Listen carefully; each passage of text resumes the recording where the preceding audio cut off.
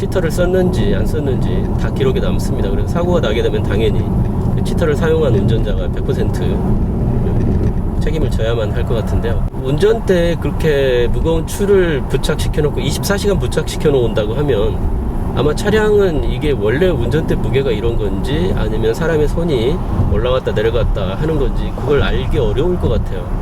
그러다 보면 아마도 오토파일럿이 약간 오작동이라든가 오류가 발생할 확률이 더 크지 않을까 하는 이런 추측입니다. 전혀 근거 없는 얘기긴 합니다. 물론 그럴 수도 있지 않을까.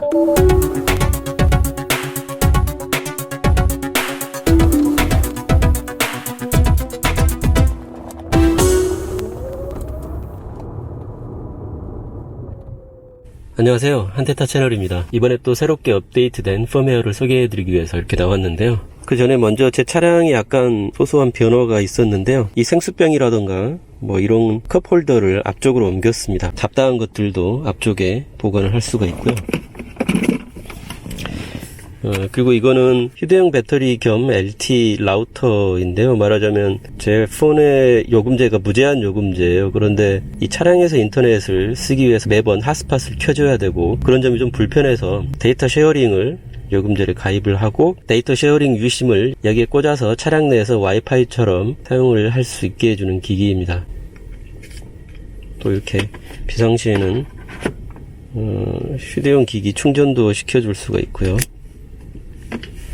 그래서 이 제품을 차량 USB에 항상 꽂아서 충전시키면서 차량 내 와이파이 기기로 이렇게 사용을 하고 있습니다. 그래서 아마 제가 요즘 펌웨어를 조금 빨리 받는 것 같아요. 이 차량에 항상 와이파이가 이렇게 연결되어 있기 때문에요. 네, 이 제품은 알리익스프레스에서 배송비 포함해서 단돈 12,000원에 구입했는데요. 꽤 쓸만한 것 같습니다. 뭐 마감 품질이 아주 고급스럽다거나 뭐 그렇진 않은데요.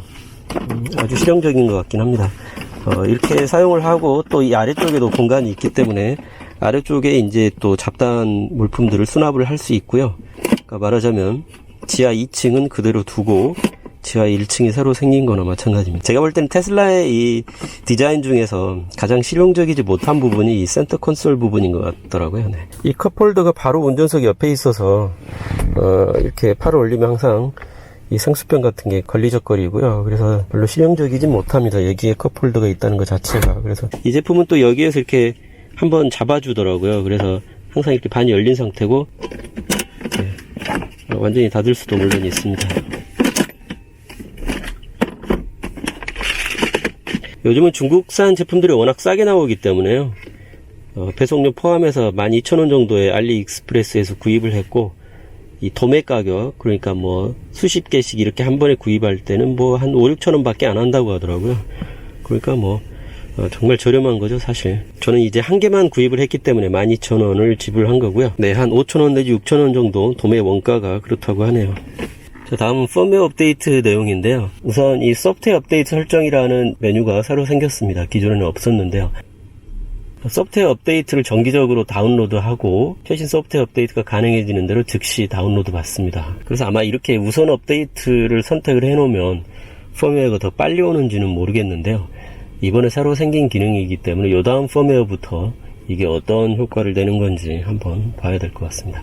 그리고 센트리 모드 설정이 약간 더 편리해졌는데요.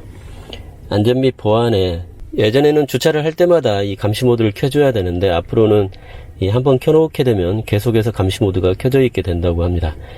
대신에 여기에 집 제외, 직장 제외, 즐겨찾기 제외 이렇게 세 가지가 있는데요. 집이나 직장 그리고 즐겨찾기처럼 비교적 안전한 곳에 주차할 때는 감시 모드가 켜지지 않아도 되기 때문에 이렇게 제외할 수 있도록 되어 있습니다. 감시 모드가 켜져 있으면 배터리 소모를 좀 많이 하기 때문에요. 즐겨찾기는 물론 내비게이션에서 자주 가는 곳을 즐겨찾기로 저장해 놨을 때 그 장소 근처에 가게 되면 이 센트리 모드가 켜지지 않게 된다는 것을 말하고 있습니다. 그리고 여기 보시면 화면 상단에 이렇게 빨갛게 아이콘이 생겼는데요. 이제 센트리 모드를 굳이 설정 메뉴를 열어서 켜지 않더라도 여기에서 바로 한번 터치로 켜거나 끌 수 있도록 이렇게 편리하게 바뀌었습니다. 그리고 또 음성 명령으로도 센트리 모드를 켤 수 있게 바뀌었던데요. 감시 모드 켜줘. 네, 감시 모드 켜진 것을 보실 수 있습니다. 감시 모드 꺼줘.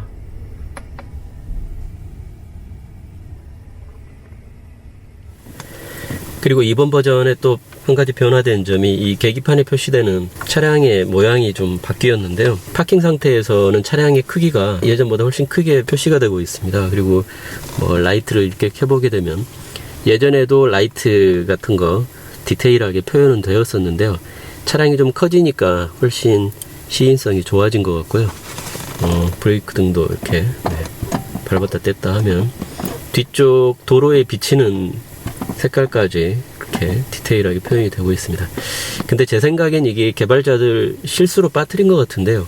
후진등이 들어오지 않더라고요. 네, 원래 저기에 지금 한쪽에 후진등이 들어와야 맞는데 후진등을 빠뜨린 것 같습니다. 제 생각엔.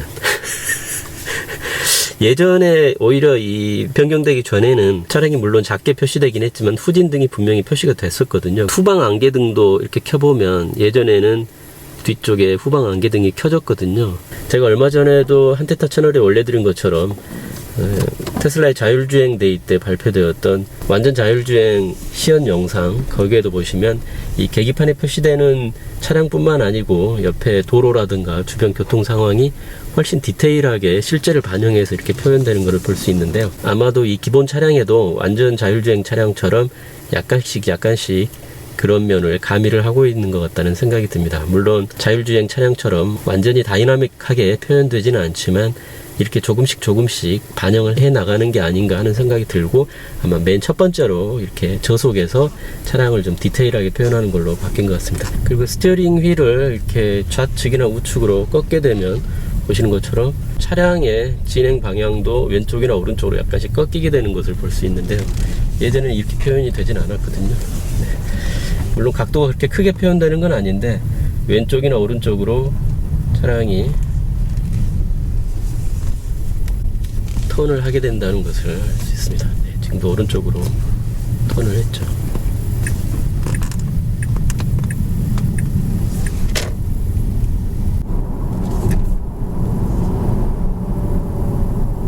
보시다시피 차선이 2개 이상으로 늘어나게 되면 차량을 표시해주는 크기가 줄어들게 됩니다. 앞쪽에 바이크 타시는 분들, 네.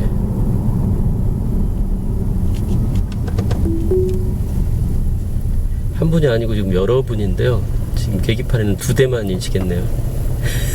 한번 따라가 볼까요? 지금 오토파일럿이 켜진 상태고 속도가 줄어드니까 또 차량의 크기가 좀 커진 것을 볼 수 있고요. 근데 엔진 소리는 언제 들어도 시끄러워요. 네, 이제 따라가기 시작합니다. 지금 여기 차선이 애매한데요. 네, 애매합니다. 네. 그래도 잘 따라왔네요.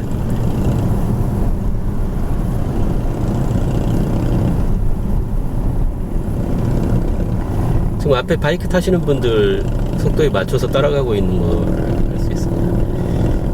그리고 펌웨어가 업데이트 되면서 이 스티어링 휠을 잡아줘야 되는 시간이 꽤 줄어든 것 같아요. 그래서 이제 웬만하면 운전대에 손을 놓지 말고 그냥 계속 붙잡고 있는 게 속 편할 것 같습니다.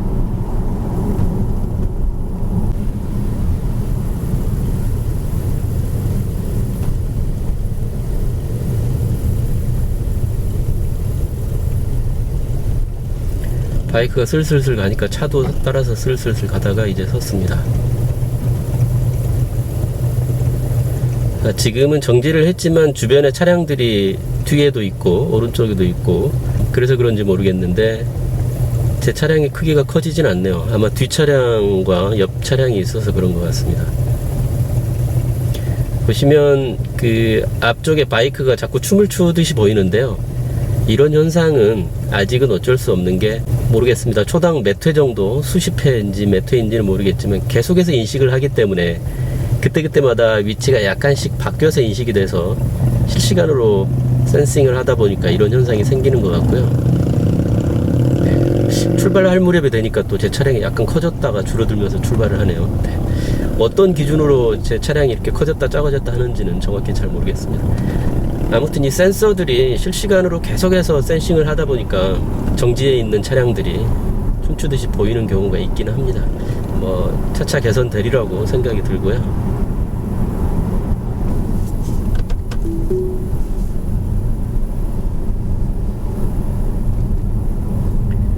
초창기 오토파일럿 같은 경우에는 이런 경우에 저 앞에 가는 차량이 되게 이상하게 표현이 되고 막 춤추듯이 그렇게 표현됐는데, 이 급한 커브에서 앞 차량을 표시하는 능력은 정말 많이 좋아졌습니다. 지금도 정확하게 지금 앞쪽 버스를 계기판에 표현을 해주고 있습니다.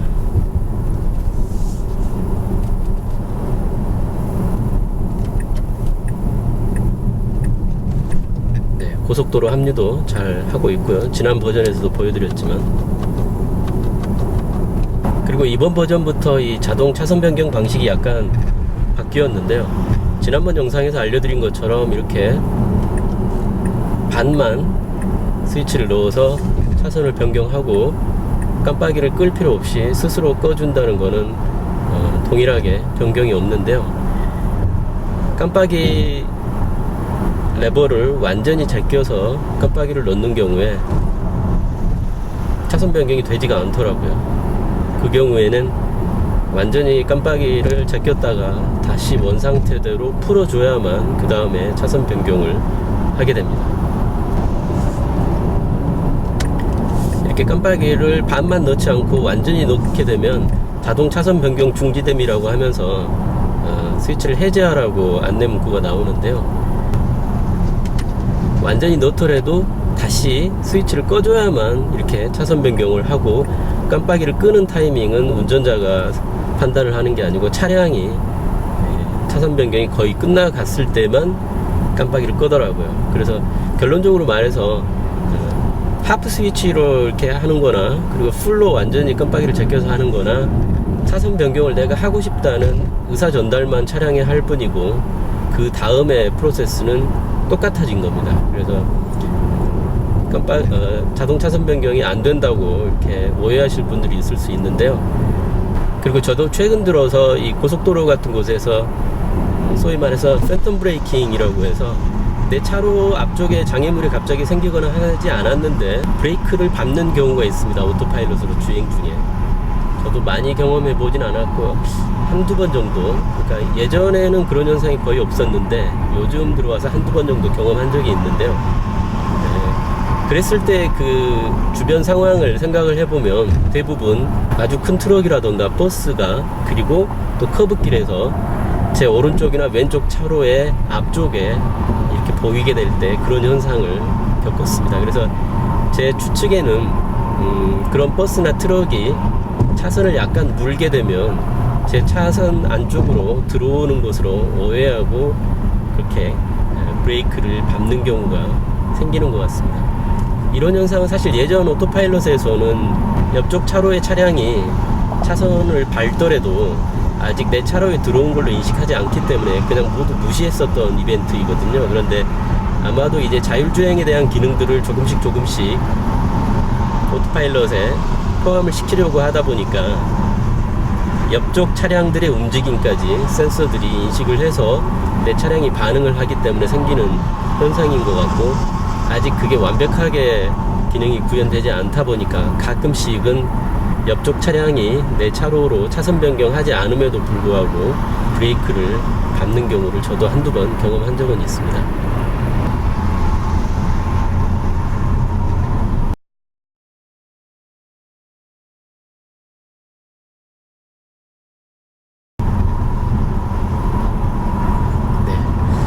오른쪽에서 끼어드는 차량, 예전에 비해서 상당히 부드럽게 대처를 하는 것을 알 수 있습니다. 제 영상에서 여러 차례 말씀드렸지만 오토파일럿으로 주행하는 동안 운전대 위에 운전자의 손이 항상 올라가 있어야 합니다. 그런데 저도 뭐 가끔 운전대에서 손을 약간 떼는 경우도 있기는 하지만, 운전대 뒤쪽에 뭐 이상한 걸 붙여서 히터 같은 거를 쓰시는 분들, 그리고 오토파일럿의 정확한 로직이라던가 작동 방식 같은 걸 제대로 이해하지 못한 분들은 이 오토파일럿을 완전 자율주행 정도로 오해하는 분들이 꽤 많은 것 같아요. 예를 들어서 제 앞쪽으로 버스가 차선 변경해서 들어온다거나 할 때 운전대에 손을 올리고 있고 전방을 계속해서 주시하고 있다면 당연히 그럴 때는 브레이크를 밟아서 수동으로 운전자 개입을 해줘야죠. 근데 그걸 버스가 밀고 들어올 때까지 그냥 그 우두커니 쳐다보고 앉아서 사고가 난다거나 그런 경우가 꽤 있는 것 같습니다. 그래서 다시 한번 말씀드리지만 오토파일럿으로 주행 중에도 손은 무조건 항상 운전대 위에 올라가 있어야 하고, 이 운전자의 시선은 항상 전방을 주시하고 있어야만 한다는 점입니다. 근데 뭐 그렇게 운전할 거면 차라리 수동으로 운전하지 뭐할로 오토파일럿을 쓰느냐, 이렇게 생각하시는 분들도 있을 수 있는데요.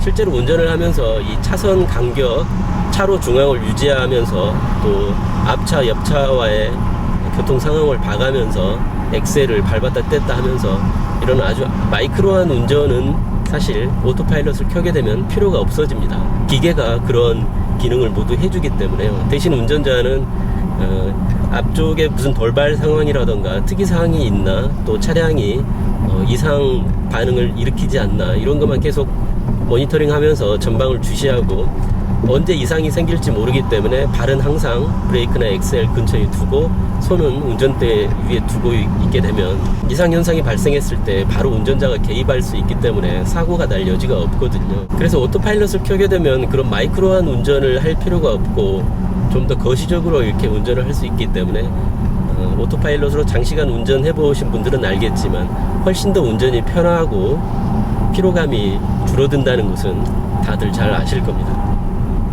그렇지만 그렇다고 해서 기계에 모든 걸 맡겨놓고 전방 주시도 하지 않고 운전대 이상한 걸 부착시켜서, 치터 같은 걸 부착시켜서 운전대 손도 놓지 않고 발도 브레이크나 엑셀에서 먼 데 두고, 그러다가 이상현상이 앞쪽에 나타났을 때 운전자가 대처를 하지 못하게 되면 바로 사고로 이어진다는 점을 꼭 명심해야 되겠습니다. 오토파일럿 치터 같은 거 물론 불법이고요. 그렇게 하고 다니다가 사고가 나면 법적으로 운전자가 100% 책임을 져야 될 건데요. 물론 이 테슬라 차량은 로그가 항상 남기 때문에 치터를 썼는지 안 썼는지 다 기록에 남습니다. 그래서 사고가 나게 되면 당연히 치터를 사용한 운전자가 100% 책임을 져야만 할 것 같은데요. 물론 이건 제 개인적인 100% 뇌피셜이긴 합니다만 전혀 근거 없는 얘기이긴 해요. 근데 운전대에 그렇게 무거운 추를 부착시켜 놓고 24시간 부착시켜 놓은다고 하면 아마 차량은 이게 원래 운전대 무게가 이런 건지 아니면 사람의 손이 올라갔다 내려갔다 하는 건지 그걸 알기 어려울 것 같아요. 그러다 보면 아마도 오토파일럿이 약간 오작동이라든가 오류가 발생할 확률이 더 크지 않을까 하는 이런 추측입니다. 전혀 근거 없는 얘기긴 합니다. 물론 그럴 수도 있지 않을까 이런 생각을 해보게 되네요. 자, 그러면 오늘은 또 여기까지 해서 이번 2019.12.6 버전 펌웨어 업데이트 내용을 간단하게 살펴봤습니다. 감사합니다. 다음에 또 뵙겠습니다.